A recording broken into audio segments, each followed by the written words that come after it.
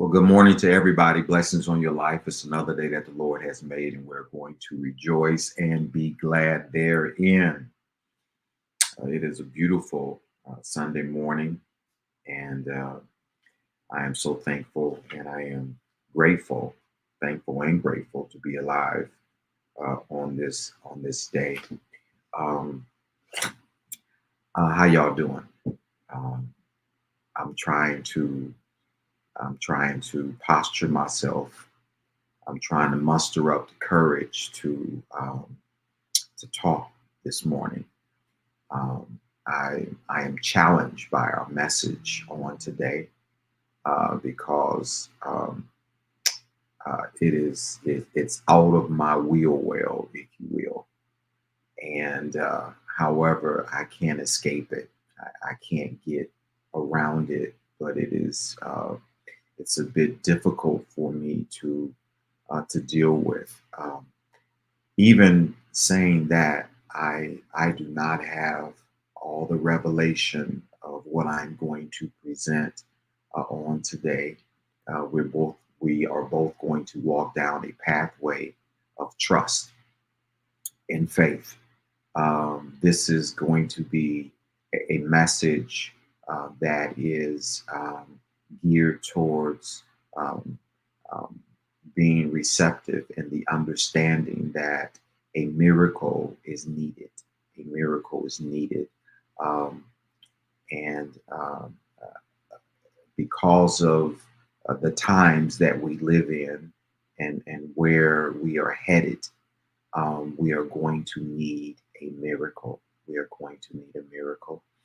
And so this message now is going to help you stay afloat, if you will, and to come out of a very tough place, a very tough place. And so I'm going to say some things that I have never said before or never asked for before. But I want you to know, and let me just put this disclaimer in here before I get to this place, is that I am not asking.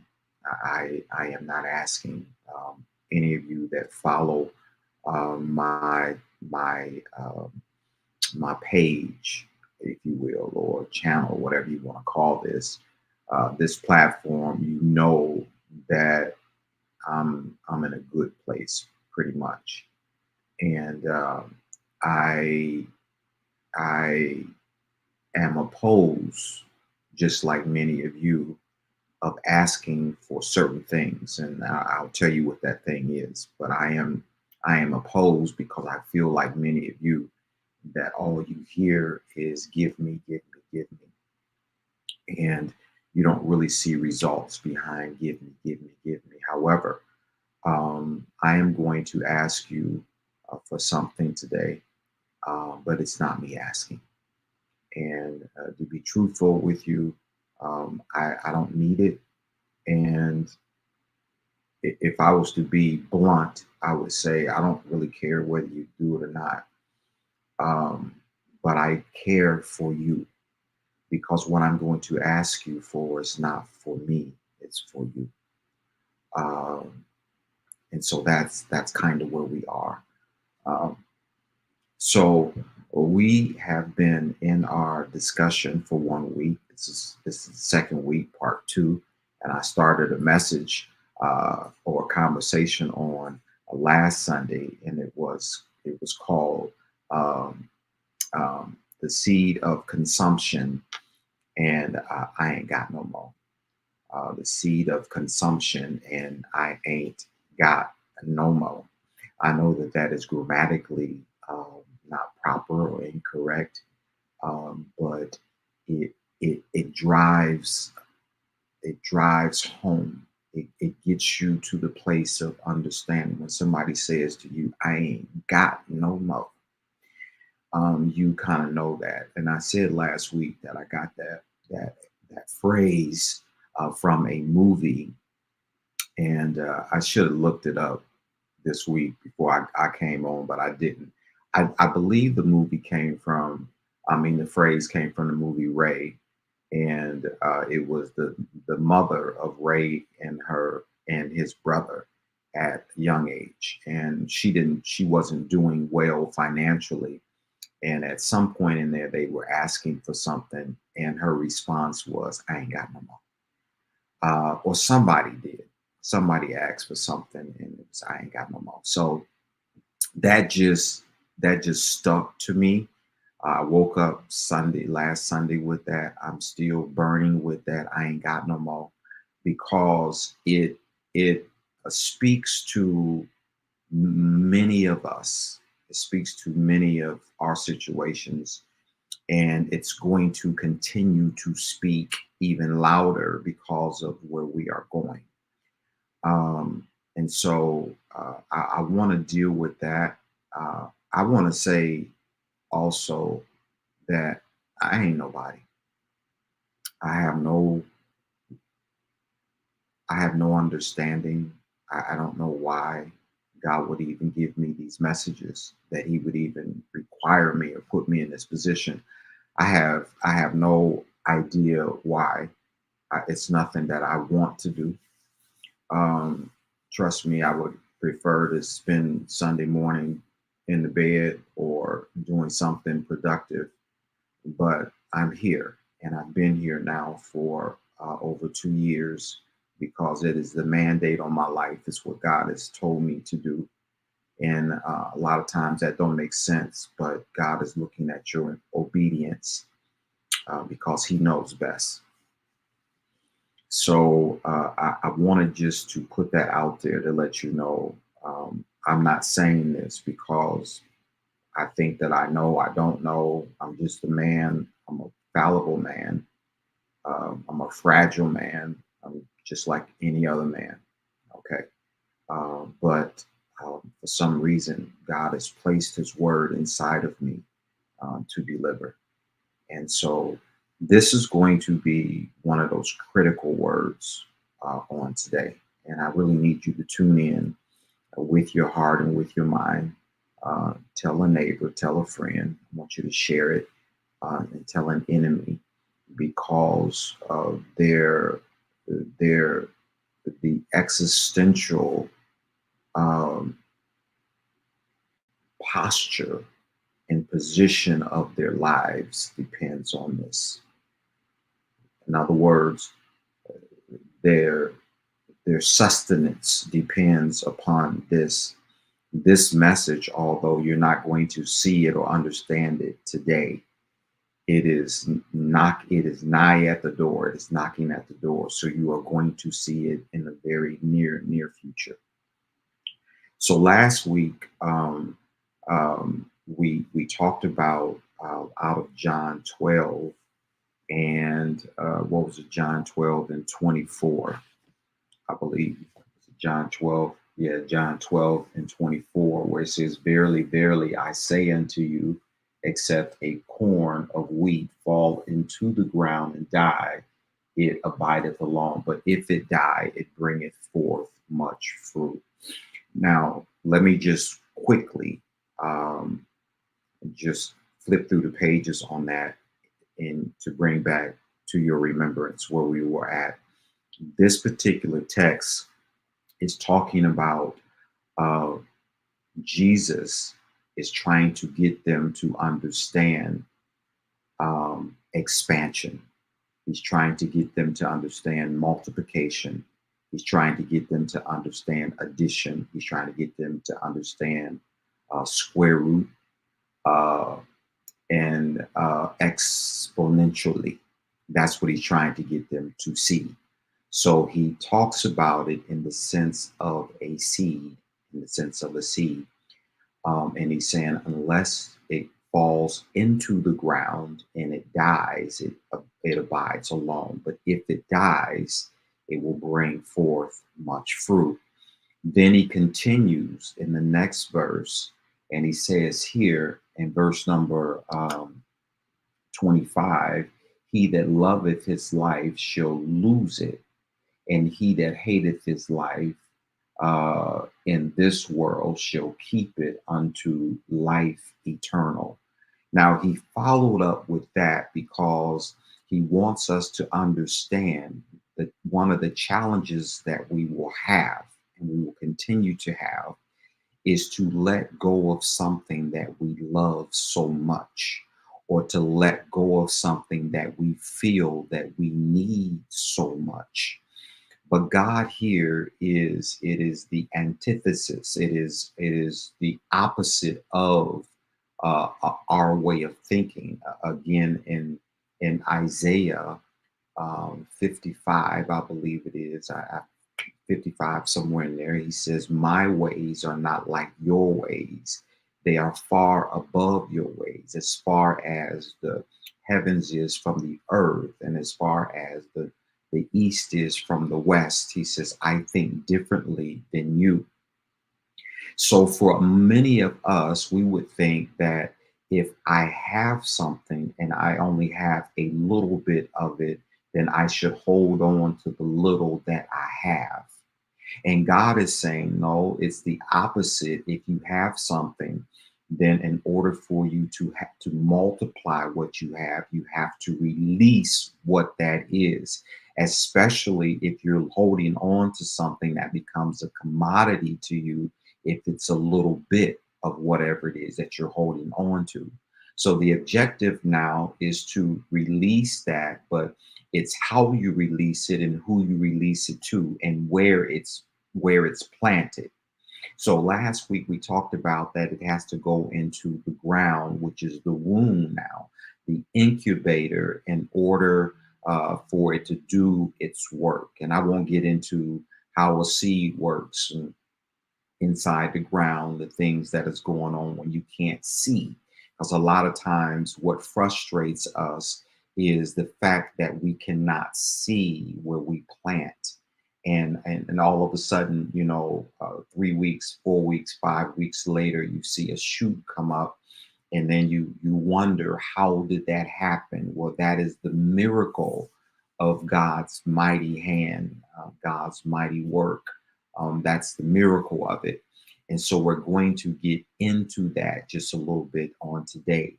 Also, as a recap, I took you to the book of Revelations, the 6th chapter, beginning at verse number 5, concluding at verse number 6. In that, you will find where there were some seals that were opened. And in one of those seals, there was a black horse, and the black horse had scales in its mouth. And the scales and the color of the black horse now represented a famine or a drought. It represented a dearth that was going to be amongst the people. And so I talked about a shift on last week, and I've talked about it before in some of my other lives, that when you look at it in proportion now to the way we see prices, it speaks in that particular text of wheat or barley, and it talks about it in terms of a day's wages, or a penny. It says a penny, but it is to be translated into a denarius, and a denarius is to be translated into a day's wages. Now, when you look at that, to spend a whole day's wages on a morsel of bread or a slice of bread, that's criminal. And so I put this in the message on last week, and even in my backdrop, you can see the black horse with you can see the black horse with the scales that's before it. It's actually that's just the way that I kind of put. I couldn't put it the way the scripture does it, but that's what it is, and it is a matter. The scales represent justice. It is a matter of justice now, which justice will not prevail. We live in a world that is unjust. And so it is not right to charge a person a whole day's wage for a piece of bread. And I liken that into the business that I do, which is, construction and stuff like that. And I said it used to be just a few years ago where I could go out and buy a 4x8 half-inch piece of drywall, plywood, for $13. And now that same plywood is $77. So that's the increase. So that's what the black horse represents. But it represents more than that, because what it's doing now is it's messing with you psychologically and it's messing with you economically. So most people will not be able to afford the upcoming press, if you will. And so now you're going to have to figure out, how do I survive what's coming?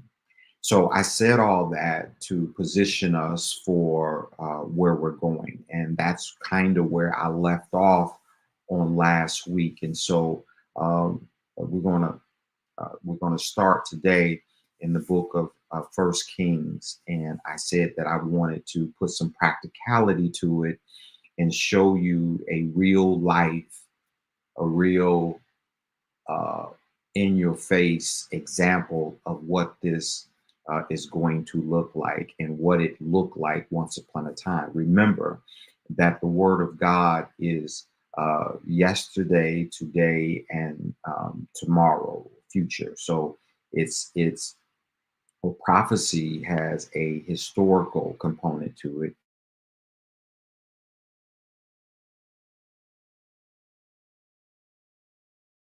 as I shared with you in the book of Revelation.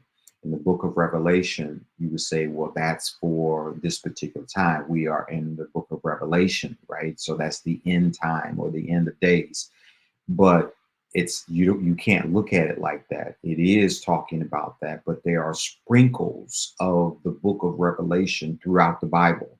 And so we talk about drought, and we talk about famine, we talk about dearth, that type of thing. So it is cycles that this comes in. And so my purpose here today is to present to you, to alert you that there is another cycle that is cycling, that is circling, hovering over us, and that it is going to hit. All right. So let's get into our part two of our message. Um, the seed of consumption. I think that's how I put that, uh, seed of consumption, and I ain't got no more, something like that. However, I put that. Um, so I want to bring your attention to um, uh, First Kings chapter number 17. To First Kings chapter number 17. And so in this, before we get into our text, let me just put some context behind it.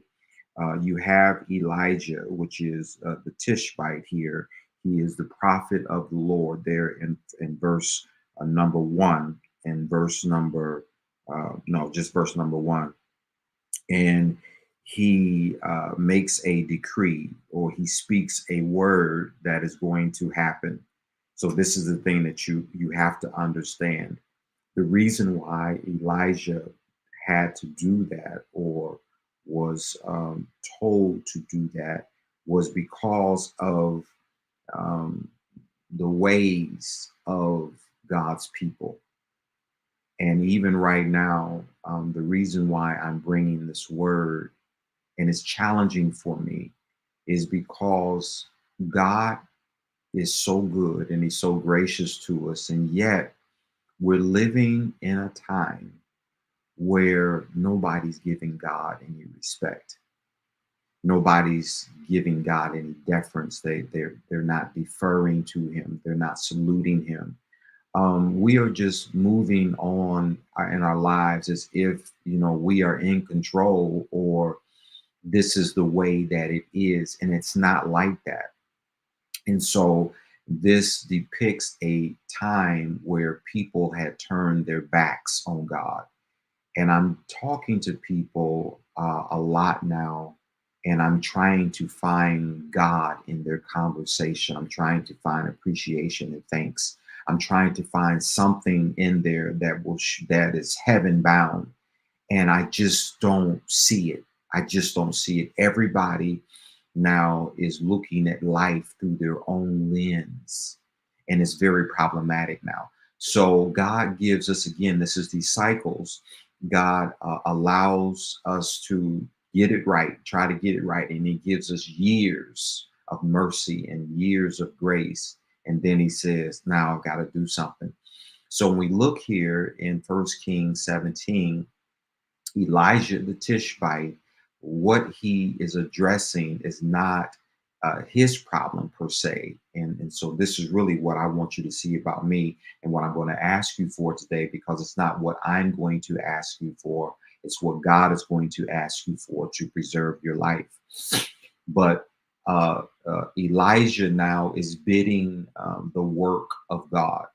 He is addressing a spiritual problem because the children now are looking to Baal, which they believe was the god of nature, the god of rain, the god of crops. And so what God has to do now is he has to attack what we are putting all of our stock in, because they had went away from him. They thought that they were sending the rain. They thought that they were the ones. Their work was producing the seed and the crop and the harvest and all that. So you have to translate that now into who you are and what you're doing, and see where you're leaving God out of it. So it becomes a challenge now, or an issue, not between Baal and Elijah. It becomes an issue between Baal and God. But God uses Elijah to address the situation. But once he addresses the situation, it starts to affect everybody that is around. Even Elijah is affected by it. But he says these words here, and I want you to hear these words. It says Elijah the Tishbite, who was of the inhabitants of Gilead, said unto Ahab, as the Lord God of Israel liveth, before whom I stand, there shall not be dew nor rain. Now, you have to underscore dew and rain. And the reason why I say that, and the reason why Elijah mentions it, is because on one hand, it cannot rain, and that's fine. That's going to put us in a hard place. But Elijah says more here. He says there will not be dew or nor rain. So now that is further emphasis that this is going to be deadly, because the atmosphere is going to change in a way. And when I say atmosphere, I'm starting to speak prophetically. I'm not just talking about the atmosphere outside as it relates to humidity and all that. I'm talking about an atmosphere that will be created, and this atmosphere that will be created is going to be so harsh. He says there will not be dew nor rain, nor rain. So typically, if there's some dew, then you can get somewhat of a yield from that, or a harvest from that, because you look at the difference in temperatures, hot, cold, hot, cold. And as it does that, it creates water or moisture that can still go into the ground and help the crops or the seed do what it needs to do. But Elijah here says there will not be any dew, nor will it be rain. And I really need you to hear that, because that is critical now to where we are going. And all this that I'm setting up, it is going to be a withdrawal of dew and rain in the world that we currently see. Now, so this is his commandment. Elijah says this. So now he moves on, and God tells him to go to a place, because even though he speaks this happening, he is not exempt of it happening. And so as he's speaking, this thing starts to dry up, and so he gets to a place and he goes to a brook, and then the brook, over a period of time, the brook starts to dry up, and then he tells him to go somewhere else. And this is kind of where I want to posture us today, because this now becomes the place of miracles. And let me just say this. People, uh, right now, what I need you to hear is, for where we're going, it's going to take a miracle. This is not going to keep you afloat based upon uh, your aptitude, your academic prowess, your intelligence, your ingenuity, your creativity. All of this is going to be touched in a very harsh way. This is the reason why he sets the stage by saying no dew or rain. And I would really unpack that at a later point because it goes in really, really deep. So it's going to touch everything about you, your creativity, your thoughts, your ability to do this and to do that. It's going to go and it's going to challenge every last bit of that, to where you're going to have to call on God. You're going to have to call on Jesus uh, to, for your needs to be met. You're going to have to call on him for your needs to be met. So he leaves the place where the brook is at. God tells him in verse number 9 of First Kings chapter 17. He says, "Arise, get thee to Zarephath, which belonged to Zidon, and dwell there. Behold, I have commanded a widow woman there to sustain you." I have commanded a widow woman there to sustain you. Now we're getting ready to get into the nuts and the bolts of this whole thing, the nuts and the bolts. Now, when you look at the word widow here, you have to highlight the word widow, because why would God uh, use a widow? Why would God use a widow? And Elijah, or the understanding of that particular day, was that widows were like leopards. They were like those that carried leprosy, which made them unfit socially. So a leper was unfit socially, but a widow now was considered to be unfit economically. Now I'm saying all this because I'm going somewhere, and I need you to hear what I'm saying, because it is the position that many of us are in today, or it's where many of us are going to go. But God now is already showing grace, because he is requiring something out of something that should not have the capability or the wherewithal to give or to produce, based upon the stigma that is placed upon it. So God calls Elijah to go to the place Zarephath, and he says, "I will command that which is social, that which is economically unfit to sustain you," which is a widow. A widow. A widow is looked upon as, I don't have. I ain't got no more. A widow is looked upon as somebody that is a beggar. A widow is looked upon as somebody that is needy, that you need to look out for and that you need to provide for. That is what a widow, when you look at it in context of the way that you would relate or have relationship, the way that you would be that you would socialize with a widow. You would not esteem a widow. You would not look towards a widow if you needed food, if you needed a couple dollars. You didn't look towards a widow. Why? Because a widow depicted somebody that they were always in need, and they had a dearth, and they had a famine, and they had a drought that was around them. That was the understanding of a widow. And I wanted to bring that out and highlight it, because that's who God is using and who he's going to use even in this particular time to elevate his kingdom. I want y'all to hear what I'm saying.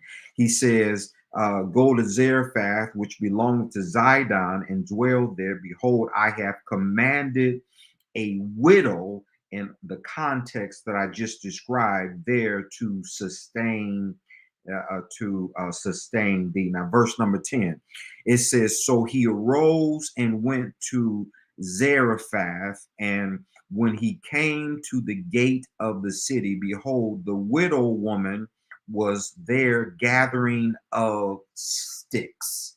Now, I need to pause there as well, because a lot of us, we would think not much of this. So you gather sticks, and there was many ways in order for you to uh, make bread or bake bread or cook bread, whatever you want to call it. There was many ways to do it, but in this particular case, this woman was gathering sticks, plural.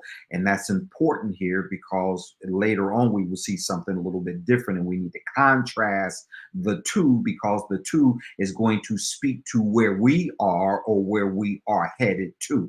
So he finds her, and she is there gathering sticks to make fire or to make heat in order to bake some bread. Now, understand, there in John 12, I told you what the seed was for. I want you to keep that in the background and don't lose sight on that, because a lot of us, we would think that I ain't got but $5 to my name. So if I ain't got but $5 to my name, I cannot give that to you. I cannot share that with you. Why? Because that's all that I got. I know that's grammatically incorrect, but I'm saying that for the sake of my message, that I ain't got no more. And now watch this. She was there gathering of sticks. He called to her and said, fetch me. I'm reading out the King James Version. I pray thee. This is not to be a chauvinist. This is just the way that the King James Version reads.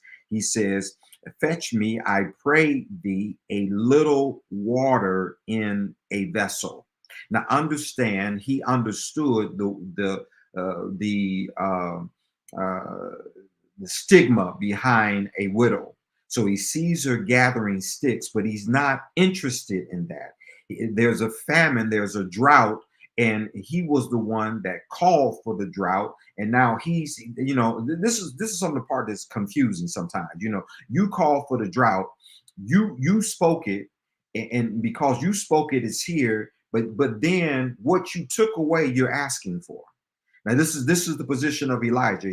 He takes it away, but he's asking for it. Now there's a reason why he's asking for it, because God is getting ready to do something, not just in the text, but the text is there for you. He says, fetch me, I pray thee, a little water in a vessel that I may drink. Now understand, things are dwindling down. They're dwindling down. And so, is there water? There's still a little bit of water in the land, blah, blah, blah. So Elijah says, I'm on a journey. I'm thirsty. I left the brook. The brook dried up. And so now I'm here at Zarephath. And so I need some water for my journey. Now, listen, he says, give it to me. He says, fetch it in a vessel that I may drink. Now, verse number 11. This is another critical script verse. And as she was going to fetch it, he called to her and said,